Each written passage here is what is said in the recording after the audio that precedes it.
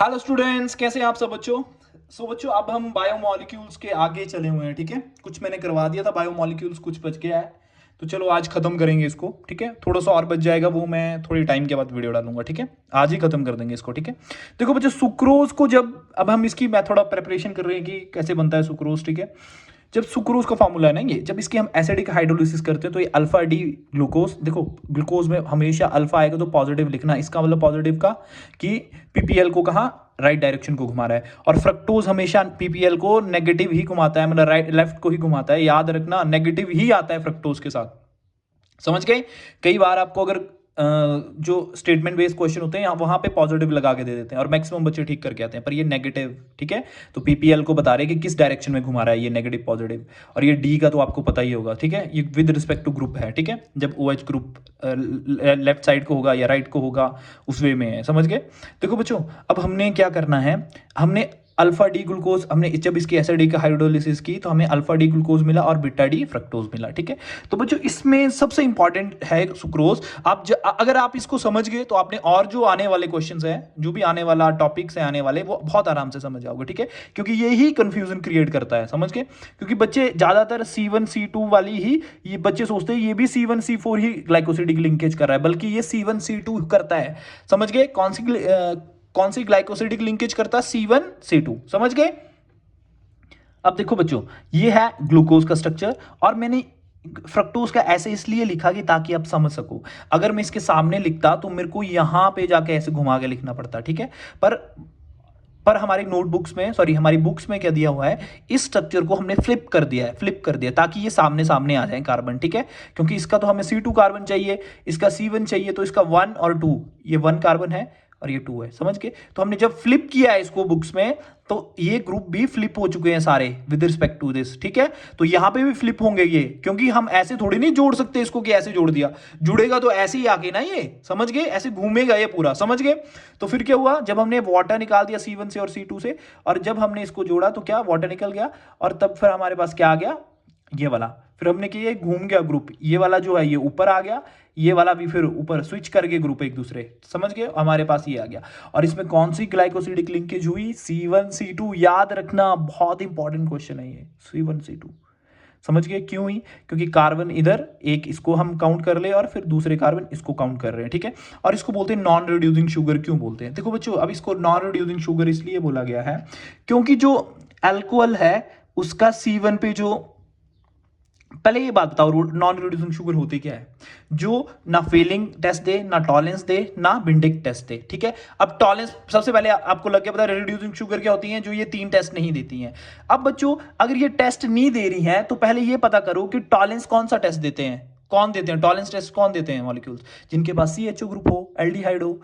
Feeling भी वही देता है ना, एल्डिहाइड ही देता है। वो एलिफेटिक एल्डिहाइड की बात करते हैं, तो इधर भी एलिफेटिक एल्डिहाइड ही है, एल्डिहाइड ही है। तो इसमें ऐसा होता है जब जो ग्लूकोज C1 पे कार्बन पे जो होता है एल्डिहाइड ग्रुप होता है, और C2 पे जो होता है फ्रक्टोज पे वो भी क्या, C डबल बॉन्ड हो, वो भी एक कीटो ग्रुप होता है। समझ गए।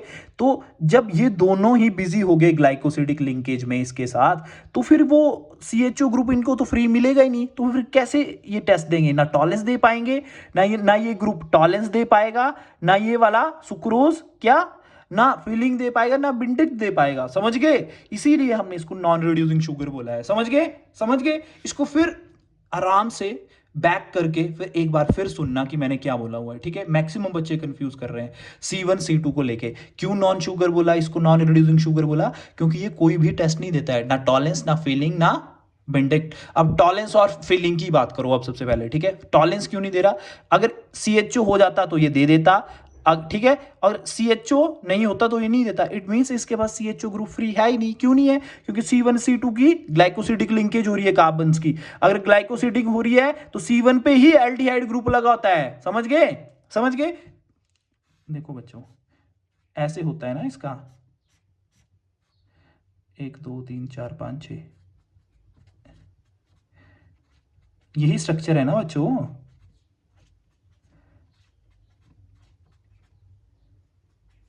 ये स्ट्रक्चर है ना ग्लूकोज का, तो कार्बन 1 तो ये काउंट हुआ ना, 1 2 3 4 5 6, तभी फॉर्मूला हुआ ना C6H12O6।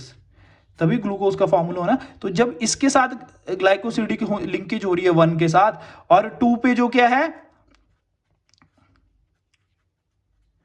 ये क्या फ्रक्टोज है ना, थर्ड कार्बन पे ध्यान देना है, फ्लिप होता है, बस ये ध्यान रखना है आपने कि थर्ड कार्बन पे हमने ध्यान देना है।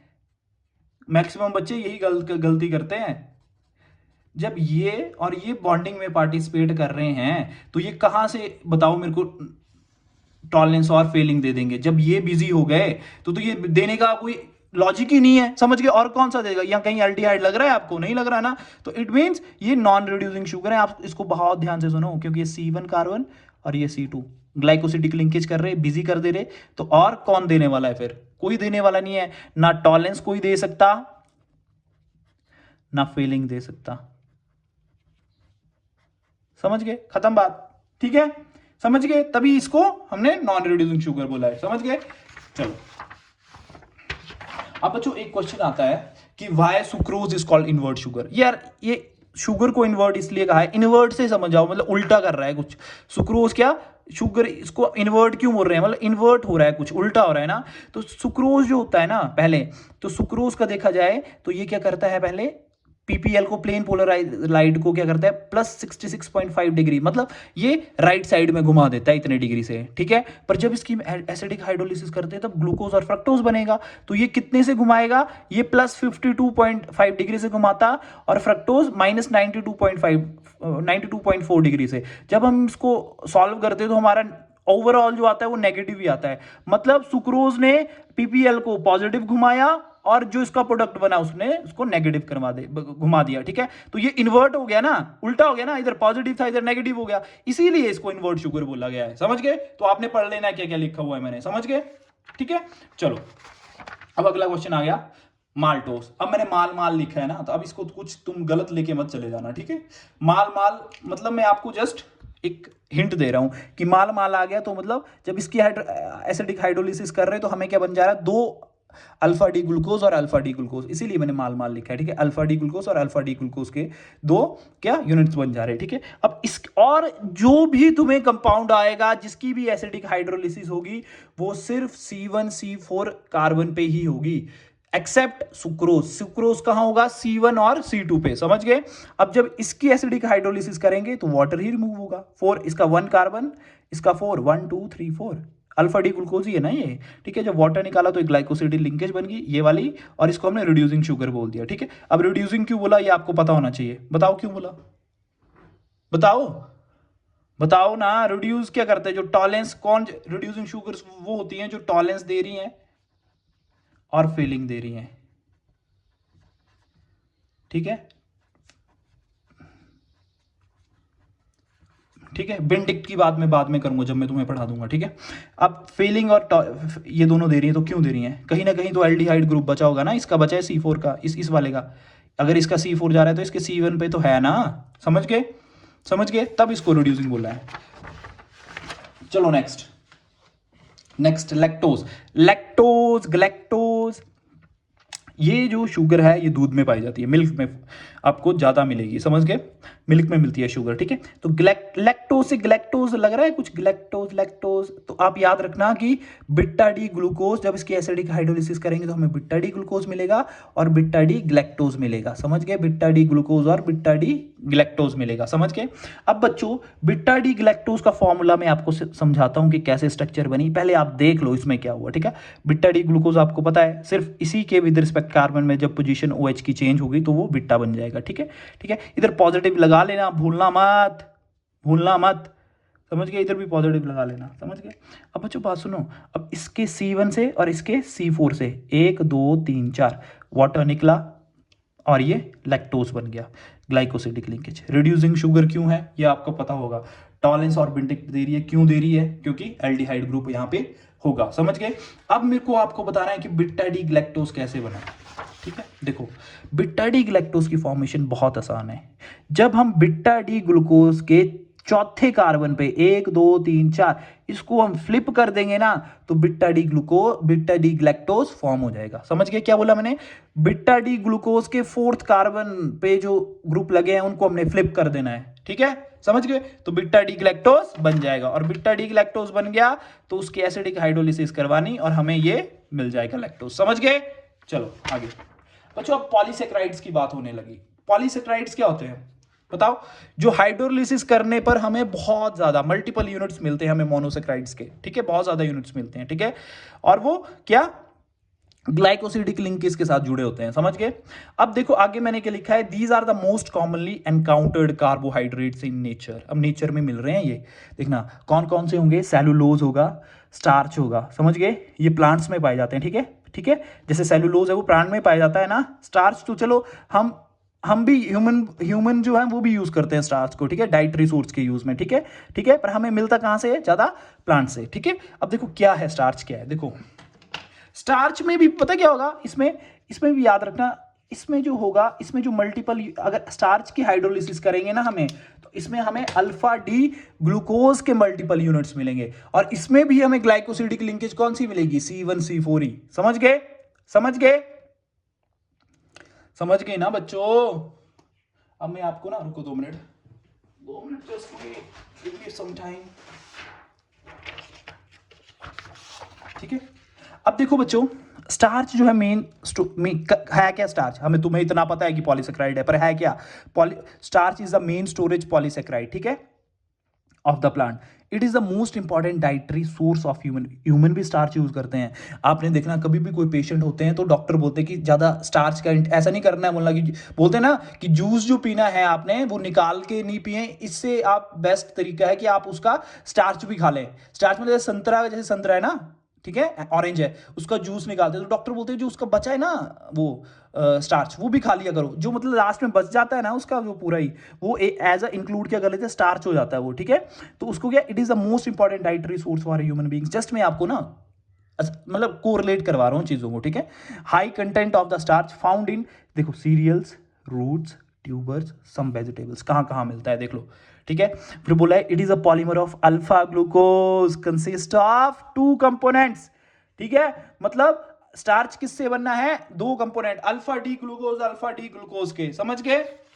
अच्छा एक बात बताओ मुझे, आपको मैंने बीटा डी ग्लूकोज करवा दिया ना, just wait, just let me check.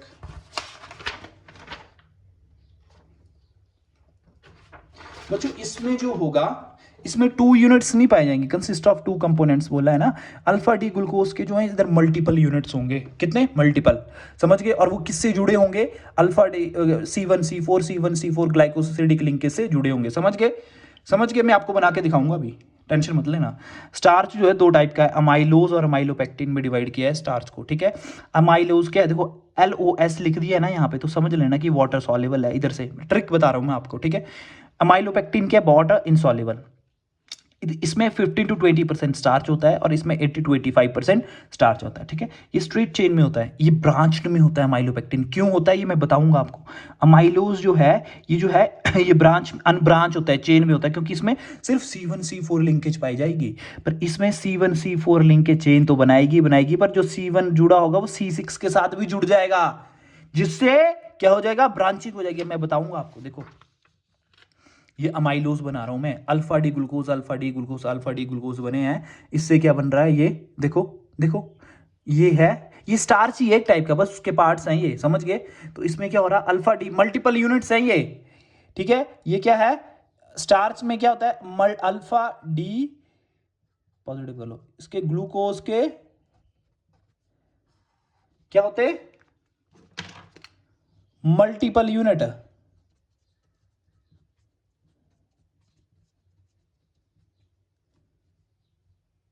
समझ गए।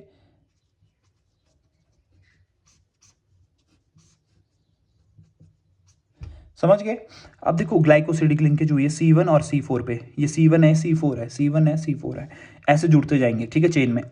पर अमाइलोपेक्टिन में C1C4 हो रही है, पर साथ में C1 C6 के साथ भी लिंकेज कर रहा है। देखो 1 2 3 4 1 2 3 4 5 और 6, इसका OH उसका H ले जाके यहाँ पे ग्लाइकोसिडिक लिंकेज हो जाएगी इसके साथ। समझ गए? तो इसको अमाइलोपेक्टिन बोला गया है। समझ गए ना? चलो अब आ गई जी सेलुलोज की बारी। अब सेलुलोज के बारे में तो आपने पढ़ा होगा, ठीक है। सेलुलोज क्या, ये प्लांट्स में पाया जाता है, पॉलीसेक्राइड है, समझ गए, पॉलीसेक्राइड है तो सेलुलोज ज़्यादातर कहाँ, प्लांट्स में पाए जाते हैं। क्या करते हैं, ये जो प्लांट्स की सेल की वॉल होती है ना, वो सेलुलोज से ही बनी होती है, समझ गए। और इसमें क्या होता है, जब इसके हम एसिडिक हाइड्रोलिसिस करते हैं तो हमें बीटा डी ग्लूकोज के मल्टीपल यूनिट मिलते हैं, समझ गए। और इसमें सिर्फ एक ही ग्लाइकोसिडिक लिंकेज मिलेगी, C1 C4, समझ गए। पर सुक्रोज का याद रखना, C1 C2, समझ गए।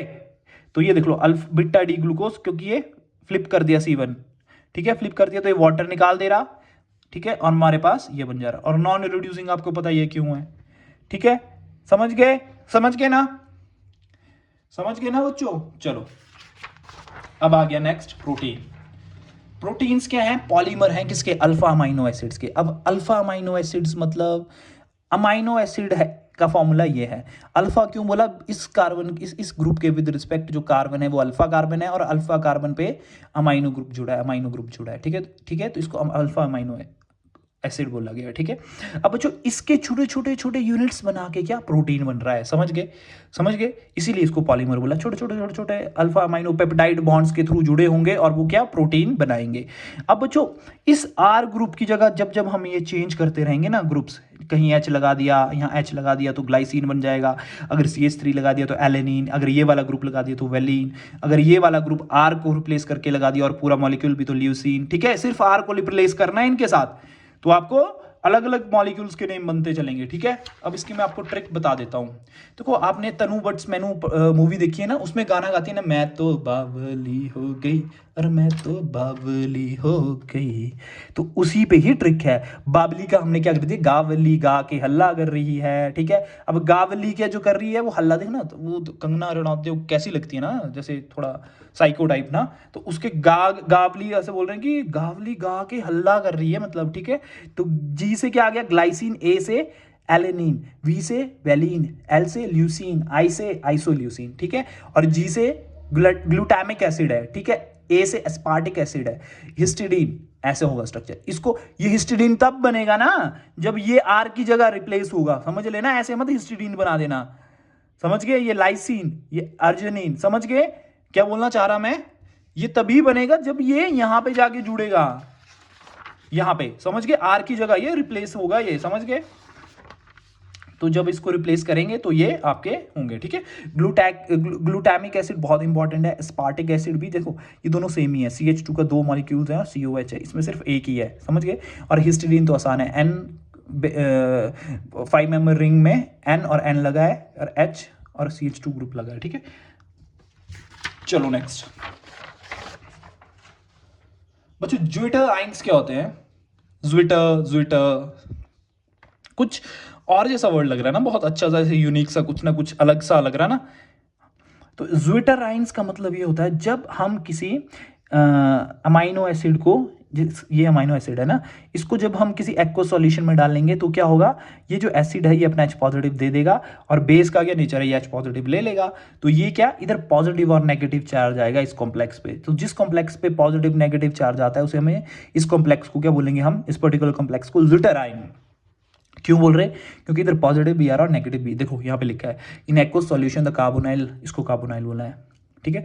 Group can lose a proton and amino group can accept a proton giving rise to dipolar ion, ये डाइपोलर आइन बन जा रहा है, इस पे पोल्स क्रिएट हो जा रहे हैं, ठीक है, इसी को ही हमने ज्विटर आइन बोला है, ठीक है। अब मैंने आपको बोला था कि ग्लाइसिन का याद रखना ऑप्टिकली इनएक्टिव है, सिर्फ एक्सेप्ट यही सॉरी मैं आपको बता देता हूं, मेरा गला ना थोड़ा खराब हो जा रहा है। ये जब भी हम यहाँ सिर्फ ये ही एक ऐसा मॉलिक्यूल होगा अमाइनो एसिड का जो ऑप्टिकली इनएक्टिव होगा, ठीक है। जब हम यहाँ H लगा देंगे तो ये जो कार्बन है ये कायरल नहीं रहेगा ना, तो ऑप्टिकल इनएक्टिव बन जाएगा, और सारे हम कोई भी ग्रुप लगाएंगे वो सारे क्या है, ऑप्टिकली एक्टिव हैं, समझ गए, क्योंकि कायरलिटी आ जा रही है, समझ गए, समझ गए वही बात ये की हुई है मैंने। और इसमें भी D और L आते हैं, और किस बेस पे जज करते हैं हम, NH2 की बेस पे, अगर ये अंदर की तरफ होगा तो D, अगर ये बाहर की तरफ होगा तो L, ठीक है। और इन्होंने ये भी बोला कि अमाइनो एसिड जो ज्यादातर है नेचुरल कर रहे हैं वो L कॉन्फ़िगरेशन पे ही कर रहे हैं, ठीक है, समझ गए। अगर NH2 बाहर आ गया तो ये L हो जाएगा, ठीक है, और ये क्या है, ये D है, समझ गए। चलो, अब जो क्लासिफिकेशन है अमीनो एसिड की वो दो है, एसेंशियल और नॉन एसेंशियल। अब एसेंशियल क्यों बोला गया? जो हमारी बॉडी बना नहीं रही है पर हम उसे पर हमें वो बाहर से लेना पड़ेंगे।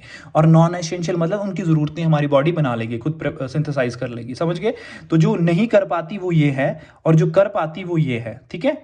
ठीक है, एसेंशियल हैं जो हमारे लिए। अब एसेंशियल नाम के ज़रूर मतलब बहुत ज़रूरी हैं। अगर हमारी बॉडी बना लेती तो हमें ज़रूरी नहीं होते, क्योंकि बॉडी अपने आप ही वो कवर अप कर जाएगी, पर हमें लेना पड़ेंगे बाहर से, ये समझ गए? जैसे वेलिन, ल्यूसीन, आइसोल्यूसिन, हिस्टिडीन, समझ गए? और नॉन एसेंशियल ग्लाइसिन और एलेनिन, समझ गए? अब स्ट्रक्चर ऑफ प्रोटीन। बच्चों देखो, मैंने बोला था ना, अमाइनो एसिड्स जो होते हैं वो आपस में जब मिलते हैं तो पेप्टाइड बॉन्ड के थ्रू, समझ गए? पेप्टाइड बॉन्ड में क्या करते हैं, जब ये मिलेंगे दो अमाइनो एसिड्स तो वाटर रिमूव कर देंगे, ठीक है, और ये पेप्टाइड बॉन्ड बना लेंगे, ठीक है? तो ये क्या, डाइपेप्टाइड लिंकेज बोलेंगे इनको। क्यों? क्योंकि दो डिफरेंट अमाइनो, देखो डाइपेप्टाइड का मतलब ये नहीं होगा कि दो पेप्टाइड बॉन्ड, नहीं। डाइपेप्टाइड का मतलब ये होगा कि दो अमाइनो एसिड आपस में मिलके क्या, एक पेप्टाइड बॉन्ड बना रहे हैं, ठीक है? ठीक है, समझ गए? लिखा मैंने, देखो, proteins are the polymer of amino acids, they are connected to each other by peptide bond और पेप्टाइड लिंकेज, समझ गए? और जैसे ट्राइपेप्टाइड बोल दिया तो मतलब तीन अमाइनो एसिड फॉर्म हो रहे हैं, समझ लिया? किससे? ट्राइपेप्टाइड क्या है, जिसमें तीन अमाइनो एसिड आपस में रिएक्ट कर रहे हैं और क्या बना रहे, दो पेप्टाइड बॉन्ड वाला मॉलिक्यूल बना रहे, समझ गए ना? So that's all for today. Thank you so much, bye bye, take care. और बच्चों जो भी आपका कंफ्यूजन रहेगा तो आप मेरे को कमेंट सेक्शन में बता सकते हैं, और प्लीज यार डू सब्सक्राइब और लाइक, क्योंकि एटलीस्ट आप कमेंट सेक्शन में तो बताइए मुझे कि सर आपको अच्छा लग रहा, बुरा लग रहा, जो भी है, ठीक है? I am waiting for your comments. Thank you so much, bye bye, take care.